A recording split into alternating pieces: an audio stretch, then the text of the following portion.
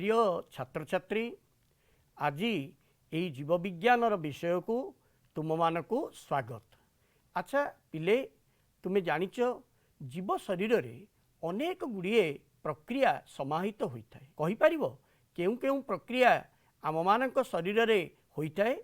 निश्चय तुम्हें कहब जे आम शरीर रे बा जीव शरीर रे पोषण रेचन श्वसन यहीपरि अनेक प्रक्रिया समाहित होता है। तेबे आउ एक प्रक्रिया मध्य अच्छी जहाकू आमे कहबा जनन। पिले तमें जानिथिबो मनीष छुआ मनीष छुआ जन्म दिए, सेमिति कुकुर कुकुर छुआ जन्म दिए, आंब टाकुआरू आंब गछटिए हुए। तेबे यह किपरि हुए? यह पछरे मुख्यतः जो प्रक्रिया अच्छी सेही प्रक्रियाटी होची तमर जनन अटे। तेबे जनन काहाकू कहबा? गोटे जीव तार निज परी जीव सृष्टि हेबा पद्धति को आमे कहूचे जनन। तेबे जनन को आमे देखिबा कौन जनन? जे जो प्रक्रिया रे प्रत्येक जीव निज परी जीव सृष्टि करिबा प्रक्रिया को जनन कुहा जाए। आउ ये जनन प्रक्रिया द्वारा कौन हुए पिले जानिच? प्रत्येक जीव निज जातिर स्थिति और निरवच्छिन्नता रक्षा करिथांती। जननर आवश्यकता एटा अछि। तेबे पिले आमे तो जननर संज्ञा जानिले जनन केते प्रकार बा जननर प्रकार भेद विषय रे आमे आलोचना करिबा। तेबे जानि रख पिले जनन होउची दुईटी प्रकार। गोटे हला अलिंगी जनन, अन्यटी होउची लिंगीय जनन। तेबे अलिंगी जनन कौन? लिंगीय कोषर मिलन न होई जो जनन प्रक्रिया हुए ताहाकू अलिंगी जनन कुहा जाए। तेबे एठारे कौन हुए पिले? एठारे मातृकोष समविभाजन बा ए माइटोसिस प्रक्रिया रे विभाजित होई अपत्य जीवटीए सृष्टि करी थाए। अच्छा तेबे लिंगीय जनन कौन? लिंगीय जनन रे लिंगीय कोषर मिलन होई जनन प्रक्रिया होइथाए। लिंगीय कोष कौन प्रकृत रे? पुजुग्मक आउ स्त्री जुग्मक, जहाकू विस्तृत भावे आमे पर अध्याय रे आलोचना करिबा। तेबे लिंगीय जनन होउची लिंगीय कोषर मिलन होई जो जनन क्रिया संपादित हुए ताकू लिंगीय जनन कुहा जाए। तेबे लिंगीय जनन को पिले आमे तीन भाग रे विभक्त करिछे। कौन कौन? समजुग्मन, असमजुग्मन आउ डिंब जुग्मन। तेबे समजुग्मन काहाकू कहबा? समजुग्मन रे तमर जुग्मक द्वय एका परी आउ असम जुग्मन रे जुग्मक द्वय भिन्न भिन्न अटंती। तेबे ये जो दुई प्रकार जनन तमे देखिल समजुग्मन आउ असम जुग्मन, यह साधारणतः निम्न श्रेणीर उद्भिद और प्राणी ठारे देखा जाए, जेपरिक शैवाल, कबक और किछि आदि प्राणी ठारे देखा जाए। तेबे आमे जदि डिंब जुग्मन कथा कहबा साधारण भावे यह उच्च श्रेणीर उद्भिद और प्राणी ठारे देखा जाउअछि। एठारे पुजुग्मक और स्त्री जुग्मक उत्पन्न पाई स्वतंत्र जनन अंग रही। यह निश्चय एक उन्नत धरणर लिंगीय जनन अटे। देख मु तुमको चित्र मध्य देखौछि पिले, एठी देखुथिबो आइसोगेमी लेखाई अर्थ समजुग्मन। जुग्मक दीटा समान रूप रे अछंती, दीटा एक देखिबाकू प्राय एका परी। सेमिति अनाइसोगामी अर्थ असम जुग्मन। ये जो दीटा एक जुग्मक गोटे बड़ अच्छी आ गोटे कौन अच्छी सान अच्छी। सेपरी डिंब जुग्मन को आम इंग्लीश रे कहूचे ऊगेमी। ऊगेमी रे साधारणतः तमें देखुच गोटे अंडा अच्छी बा स्त्री जुग्मक आउ स्पर्म बा आमे पुजुग्मक कहि परिबा। ये दुईटी सृष्टि पाई भिन्न भिन्न जनन अंग रही अछि एवं जुग्मक द्वय मध्य भिन्न भिन्न रूपर अटंती। तेबे पिले ये जो जनन प्रक्रिया को आमे पुंखानुपुंख जीवा पूर्वरु आम मनरे गोटे स्वतः प्रश्न आसे जे जीव शरीर रे केते प्रकार कोष थाए। मुख्यतः जीव शरीर रे दुई प्रकार कोष थाए। गोटे सौम्य कोष बा कायिक कोष कुआ जाए, आउ द्वितीयटी होची तमर जनन कोष बा जायक कोष बोली कुआ जाई थाए। तेबे सौम्य कोष कौन? सौम्य कोष रे साधारणतः गुणसूत्र संख्या होची एक जुग्म संख्या। जुग्म संख्या अर्थात दुई द्वारा विभाज्य, जहाँ को आम 2n बोली कही पारिबा। आउ एइटा तुमको आमे कहवा यह द्विगुणित बा इंग्लिश रे याकू कहवा डिप्लॉयड। तेबे ये जो सौम्यकोश आम शरीर रे जननांग व्यतीत बा जनन कोश व्यतीत अन्य समस्त अंश देखा जाइथांती। आ गोटे कथा मन रखिबा पिले जे प्रत्येक जातिर गुणसूत्र संख्या होची निर्दिष्ट। किपरि जेपरि आमर मनीषर गुणसूत्र संख्या हला 46 अर्थात आमर 2n होची 46।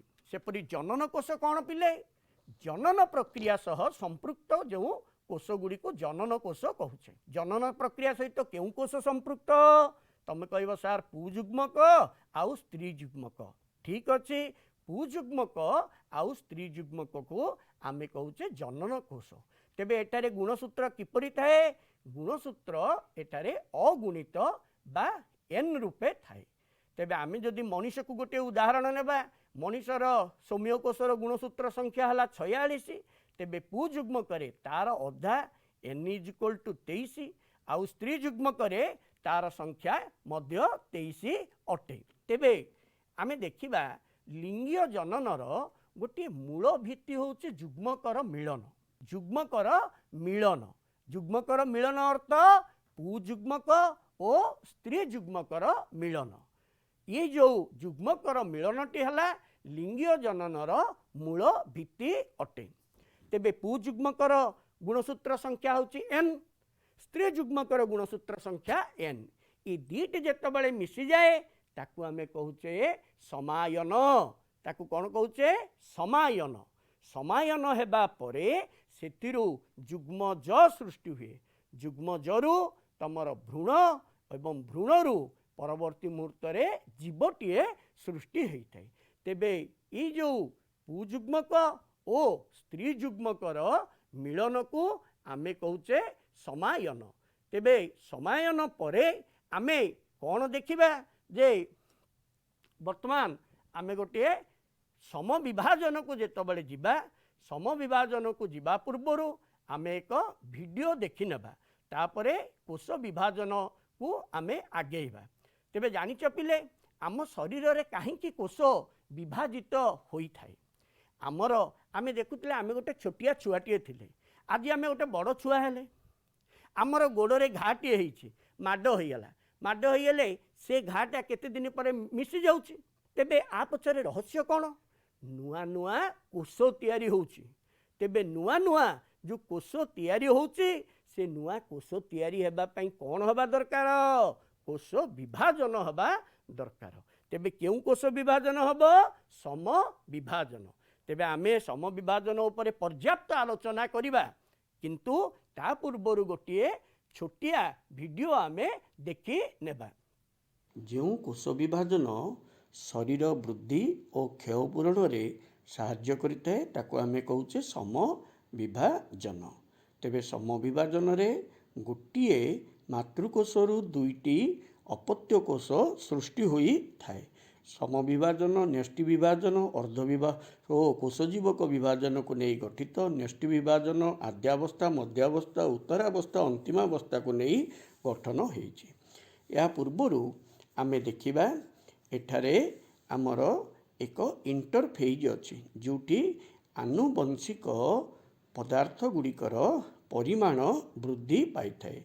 फलरे कोशटी विभाजन हेबाकू सक्षम होई थाए एवं कोश संपूर्ण क्षम होई थाए। एवं वर्तमान देखिबा आमे तमर आद्यावस्था आद्यावस्था रे क्रोमाटिन जालिका देखा जाए। जालिका गुड़िक गुणसूत्र रे परिणत होती एवं अनुलम्ब भावे विभाजित होती किंतु गुणसूत्र केन्द्र ठारे लागी रहती। निन्यष्टि नेष्टि झिली अदृश्य हो जाए। कोशर विपरीत मेरुठारे तर्कुतंतु गठन हुए। सेंट्रोजोम विपरीत मेरु आड़कू गति करिथांती एवं सेठारे एस्टर बा तारक मध्य गठन होई थाए। यह पर अवस्था तमर आसुची मध्यावस्था। मध्यावस्था कौन हुए पिले गुणसूत्र गुड़िक मध्य समतल भाग को चली आसंती एवं तर्कुतंतु वर्धित होई गुणसूत्र केन्द्र सह संयुक्त होई थाए। यापर आमे देखिबा उत्तरा अवस्था। उत्तरा अवस्था तमे मध्यावस्था शेष भागरे गुणसूत्र गुड़िक मध्य समतल थांती, किंतु तमर उत्तरावस्था तमर गुणसूत्र केंद्र विभाजित होइथाए एवं तर्कुतंतु संकुचित हवा फल गुणसूत्र गुड़िक एकक सूत्र सहित दुई विपरीत मेरु आड़ को गति करती। यही समय गुणसूत्र कोणाकार बा भी आकार देखा जाई थाए। सेहीपरि आमर गुणसूत्र गुड़िक वर्तमान दुई मेरुठारे तमर जमा होई रही थांती, अर्थात कोशर गुणसूत्र दुई गुणित होई गला। वर्तमान अंतिम अवस्था जोटी गुणसूत्र तुमको कहली दुई मेरुठारे जमा होती एवं गुणसूत्र पुंज चारिपटे तमर न्यष्टि झिल्ली सृष्टि हुए एवं गुणसूत्र गुड़िक आस्ते आस्ते अस्पष्ट हो जाती एवं दुईटी समरूपी न्यष्टि परिणत होता है। एबे देखिबा कोषजीवक विभाजन। कोषजीवक विभाजन रे प्राणीकोषटी संकुचित होई दुईटी कोषरे परिणत हुए, किंतु उद्भिद कोषरे यार अलग प्रकार होई थाए। उद्भिद कोषरे कोष मध्यरे एक कोष पट्टिका तैयारी हुए। ये कोष पट्टिका कोष को तमर दुई भागरे विभक्त करे, फलरे दुई एहीपरि भावे गोटे कोषरु दुईटी समरूपी अपत्य कोष सृष्टि हुए। अच्छा पिले, तुम माने भिडियोटी देखिल समविभाजन उपरे आमे भिडियो देइतिले, निश्चय तुमको भल लागिथिबो। तेबे समविभाजनर संपूर्ण प्रक्रिया विषय रे वर्तमान अवगत हेबा। तेबे समविभाजन कौन पिले? जो कोष विभाजन रे मातृकोष दुईटी समरूपी अपत्य कोष रे परिणत हुए ताहाकू समविभाजन कहा जाए। तेबे यह विभाजन कौटी हुए पिले? साधारण भावे आम शरीरर सौम्य कोष और आदि जायक कोष रे होई थाए। तेबे एठी मु गोटे तुमको चित्र देखौची।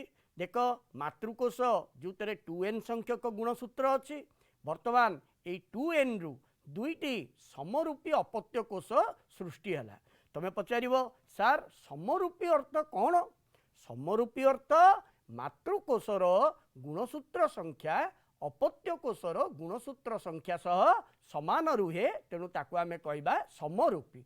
तेबे ये चित्र देखुच मातृकोषरु दुईटी समरूपी अपत्य कोष सृष्टि होउछि। तेबे ये समाविभाजन तमर दुईटी पर्यायर होइथाए। गोटे हला न्यष्टि विभाजन, अन्यटी होउछि कोषजीवक विभाजन।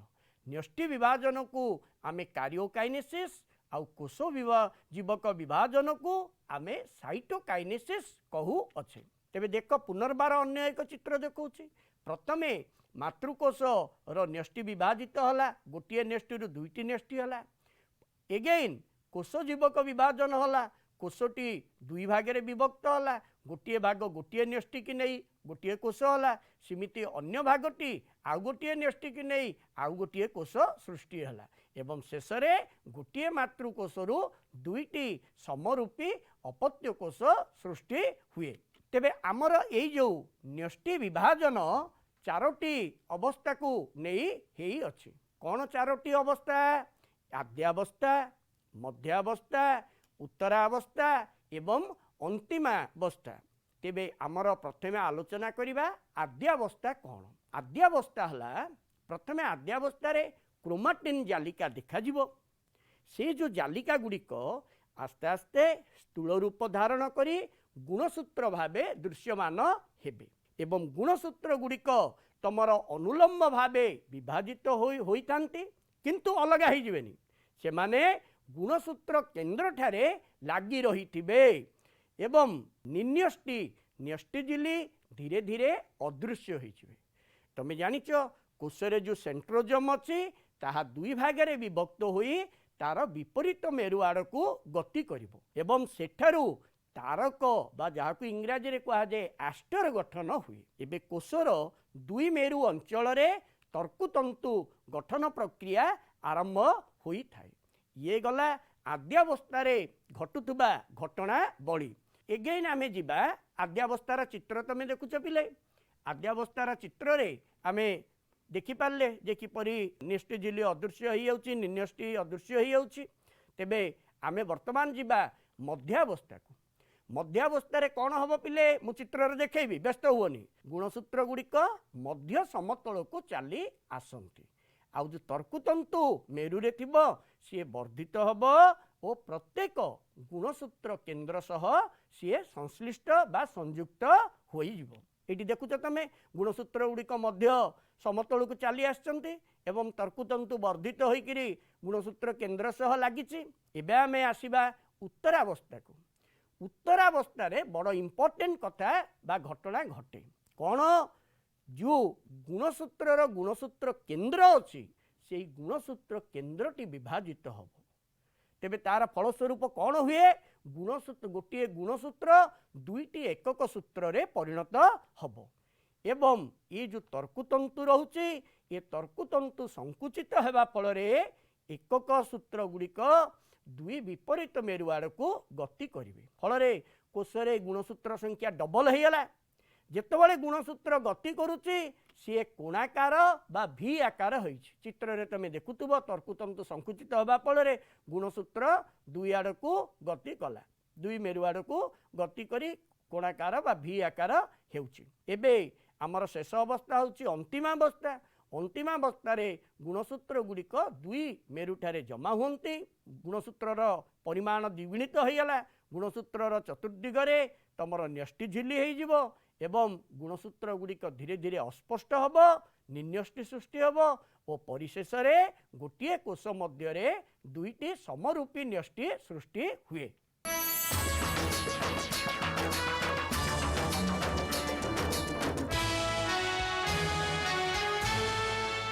पिलामाने आमे ये जो न्यष्टि विभाजनर अंतिमावस्था विषय आलोचना कले जोटि कि अपत्य गुणसूत्र गुड़िक दुई मेरु रे जमा हुंती जहाँफल कोशरे गुणसूत्र संख्या दुई गुणित होईगला एवं प्रत्येक गुणसूत्र पुंज चतुर्दिगरे न्यष्टि झिल्ली सृष्टि हम एवं शेष गोटे कोशरे दुईटी समरूपी न्यष्टि हेबे अर्थात से मानकर गुणसूत्र संख्या समान रहिबो। तेबे आमे बे ये जो अंतिमावस्थार चित्र देखुच पिले दुईटी न्यष्टि होगला कि नहीं ये एपटे यही न्यष्टि जेतुटा गुणसूत्र रपटे सेतुटा गुणसूत्र रही जहाँकि मातृकोश सहित समान अटे। तेबे एबे आमे जिबा कोश जीवक विभाजन गोटे कोशरे दुईटी न्यष्टि होगला एबे कौन हम उद्भिद कोशरे तमर कोश जीवकर ठीक मध्य भागरे गोटे कोश पट्टिका देखा एवं प्राणी कोशरे कौन हम कोश जीवकटी संकुचित होई दुईटी समरूपी अपत्य कोशरे परिणत हेब।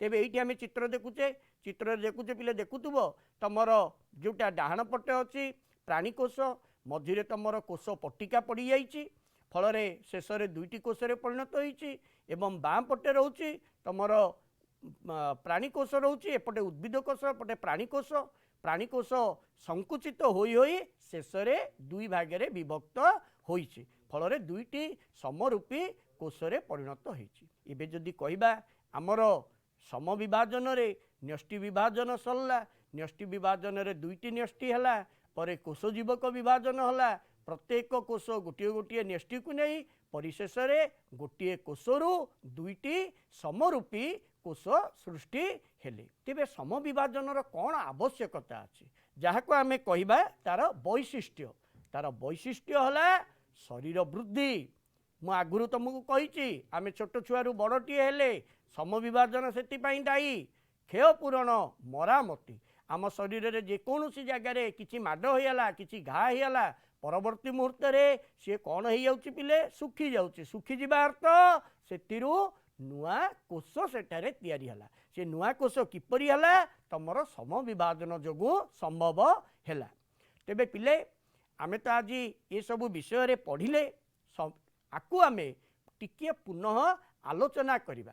तेबे पुनः आलोचना करिबा पई मु निश्चय तम पई व्हाइट बोर्ड टी यूज करिवि व्हाइट बोर्ड यूज करिवि। तेबे एइटी देख सम विभाजन आमे विशेष भावे सम विभाजन को गुरुत्व देबा समविभाजन तमर दुईटी पर्यायर होउची गोटे हला न्यष्टि विभाजन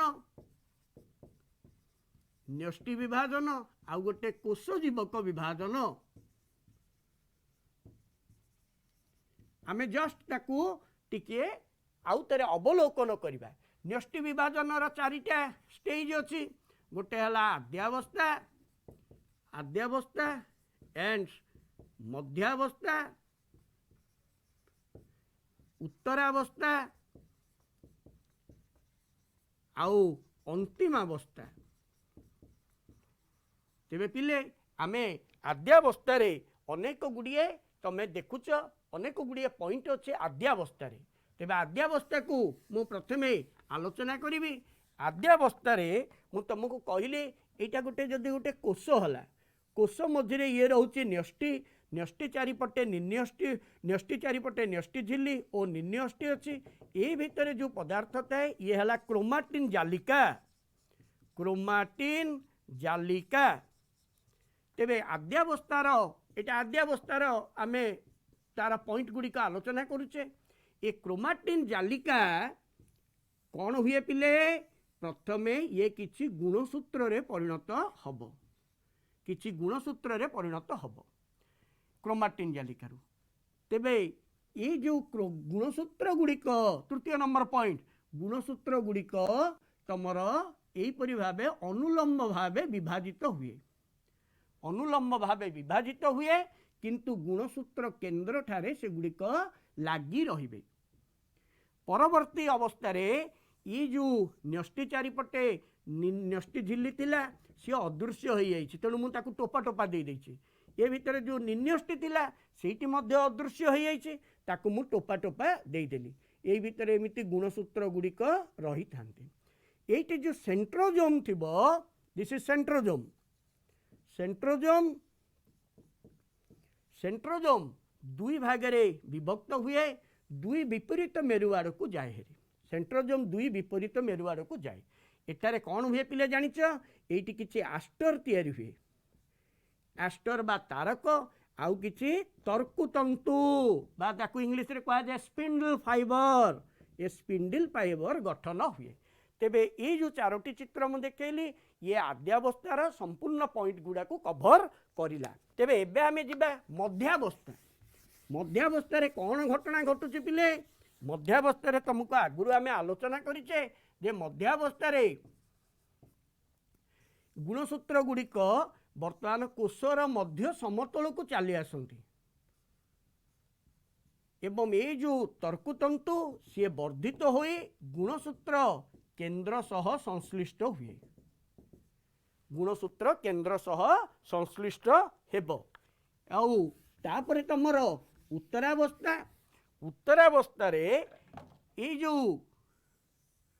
गुणसूत्र गुड़िक अच्छी तार ये सपोज गोटे गुणसूत्र ये तार रोचे गुणसूत्र केंद्र ये दी भागे विभक्त होगा विभक्त होइले ये गोटे छोटिया पिला गुणसूत्र ये गोटे मध्य पिला गुणसूत्र बोली आमे कहिबा बा आकु कहिबा एकक सूत्र बा अपत्य सूत्र। तेबे एइटी ये जो एकक सूत्र गुड़िक ऊपर को किछि गला तळु को किछि आसिला तुम पचारे सर किमिति तार से गला हारी किमिति आसला हारी यस एटा जो तर्कुतंतु अच्छी तर्कुतंतु ताकू टाणिला तल आड़ को टाणिला तल आड़ को गला ऊपर आड़ को टाणिला ऊपर आड़ को गला। तेबे किछि गुणसूत्र ऊपर को आसिले किछि गुणसूत्र तलू को आसिले एटा हला तमर उत्तरावस्था। आ गोटे कथा मार्क कर पाथो पिले जे गुणसूत्र गुड़िक तमर भी बा कोणाकार होइचंदी। एबे आमे अंतिमावस्था रे देखिबा अंतिमावस्था रे गुणसूत्र चारिपटे न्यष्टि झिल्ली हेई गले न्यष्टि झिल्ली फल रे दुईटी तमर कौन हेगला दुईटी न्यष्टि हेगला गोटे रु दुईटी समरूपी न्यष्टि सृष्टि हैला। एबे आमे न्यष्टि विभाजन हेगला कोषजीवक विभाजन जेतले देखिबा उद्भिद कोष रे मु डिटेल तुमको कहूची उद्भिद कोष रे इमिति मझिरे गोटे बाड़ पड़ी जाए हमर बाड़ पका होची ताकू कहा जाए कोष पट्टिका फल रे दीटा कोष ये हेगले किंतु प्राणी कोष रे एटा आस्ते आस्ते इमती चिपी हेकि आसीबो रे ताकू आमे संकुचित बोली कहूचे संकुचित हेगले ये मध्य दुईटी कोष एहीपरि हो जाए। तेणु आमे देखिले समविभाजन रे न्यष्टि विभाजन और कोषजीवक विभाजन पिले आमे किछि प्रश्न आलोचना करिबा। कौन प्रश्न? तमर जनन कौन और केते प्रकार? आमे आगुरु कहिचे जनन हला एक प्रक्रिया जहाँ गोटे जीव तार निज परी जीवटीए सृष्टि करिबा प्रक्रिया को तमर जनन कुआ जाऊ अछि। तेबे जनन केते प्रकार? जनन हला दुई प्रकार, गोटे लिंगीय जनन आ गोटे हला अलिंगी जनन। द्वितीय प्रश्न हला जीव शरीर रे केते प्रकार कोष थाए कौन कौन? मु तुमको आगुरु पिले कहिछि जीव शरीर रे दुई प्रकार कोष अछि, गोटे सौम्य कोष आ गोटे हला जनन कोष। सिमिति तृतीय प्रश्न हला समजुग्मन और असमजुग्मन मध्य पार्थक्य कौन? समजुग्मक मध्य कहि परिबो, असमजुग्मक कहि परिबो। समजुग्मक अर्थ जुग्मक द्वय समान देखिबाकू समरूपी, आ असमजुग्मक कौन? जुग्मक द्वय देखिबाकू समान नुहंती। सिमिति समविभाजनर दुईटी पर्याय कौन? मु तुमको लिखिछि ब्लैक बोर्ड रे। समविभाजनर दुईटी पर्याय हला गोटे न्यष्टि विभाजन आ गोटे कोषजीवक विभाजन। तेबे समविभाजनर केउ अवस्था रे गुणसूत्र मध्यस्थल को चली आसंती? तमर मध्यावस्था चली आसंती। आउ तर्कुतंतु कहा सहित संयुक्त हुए? गुणसूत्र केन्द्र सह संयुक्त होइथाय। उद्भिद कोष प्राणी कोष रे कोष विभाजन बा कोष जीवक विभाजन किपरि हुए? कोष जीवक विभाजन किपरि हबो? उद्भिद कोष रे कोष पट्टिका द्वारा विभाजित हबो, प्राणी कोष रे तमर संकुचित होई विभाजित हबो। तेबे पिले आज तो आमे अनेक समविभाजन, विभिन्न लिंगीय जनन, अलिंगी जनन, जननर संज्ञा एहिपरि अनेक कथा आलोचना कले। निश्चय तुम मानक यह उपकार साब्यस्त हबो, भलरे पढ़िबो, यार प्रश्न उत्तर तमे निश्चय करियो बोली मोर आशा। एवं ये वीडियो को देखि निश्चय तुम माने उपकृत होइतिबो। तेणु तुम मानक अशेष अशेष धन्यवाद।